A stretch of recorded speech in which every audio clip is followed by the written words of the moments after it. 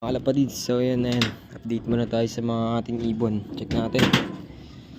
Kanina nagpakain na tayo, yan.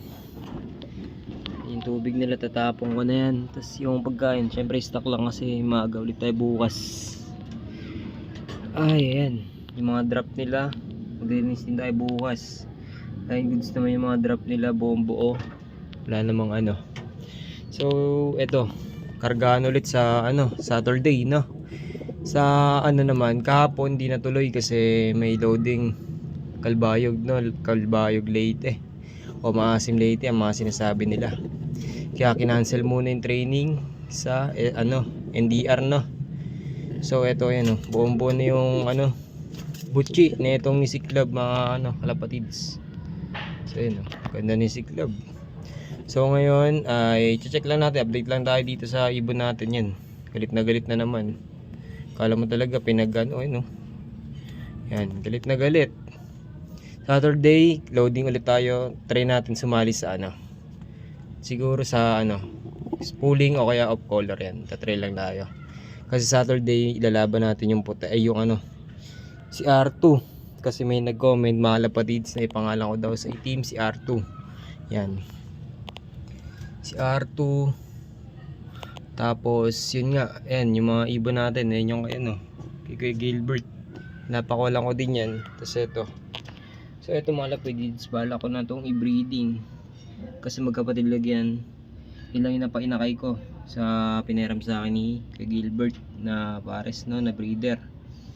So ayan yung hen. So bali gagawin natin dyan. Di ko alam kung isa-summer ko yan. Kasi meron akong summer. Bala ko sana dalawa kasi isa lang yung pan summer ko, tsaka naka NDR yan. So bala kong ang gawin ko dito i-breeding na lang. Kasi tinang mga lapatids, yung paa niyan, yan, papakita ko sa inyo. Yan yung paa niya. Kaya hindi ko alam kung i-breed, i-karga ko to o ganyan na kung laban. Tsaka yung niya, yung pakpak niya medyo tabingi na kasi napilayan nga dahil hinatakto ng ng aso, no? Kinagat kasi ng aso to sa baba. So kaya nabuhay pa. So hindi ko alam kung ilalabang ko pa sa summer o yung isa na lang ang nakapatid niya, no? Yan, no? So tunin natin tong isa. Ayun, nahirapan siya eh. Ayun, no? Nahirapan siya eh. Itong isa natin, buong buo pa rin.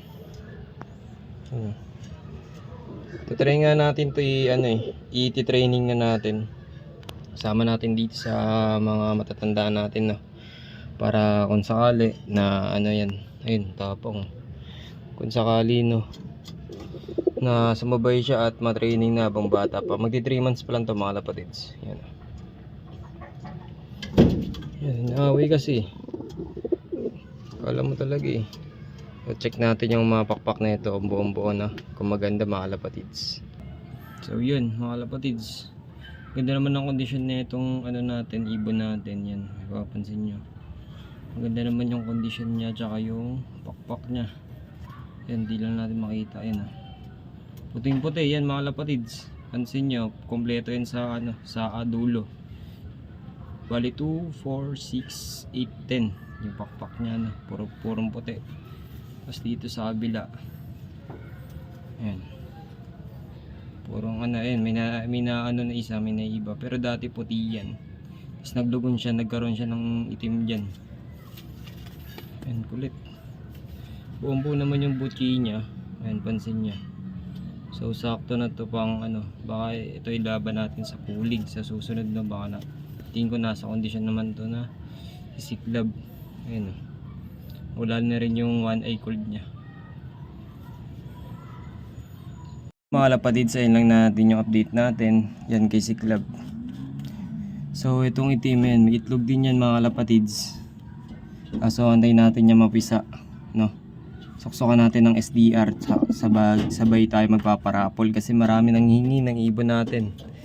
Yan, lalo na mga newbie gusto mag-alaga. Yan, bibigyan natin ng chance sila para masubukan nila yung ibon natin, no? Baka dito tayo kumuha o dun sa baba na ibon, no? Yan, suksukan natin SDR yan. So yan lang mga lapatids, update lang tayo dito.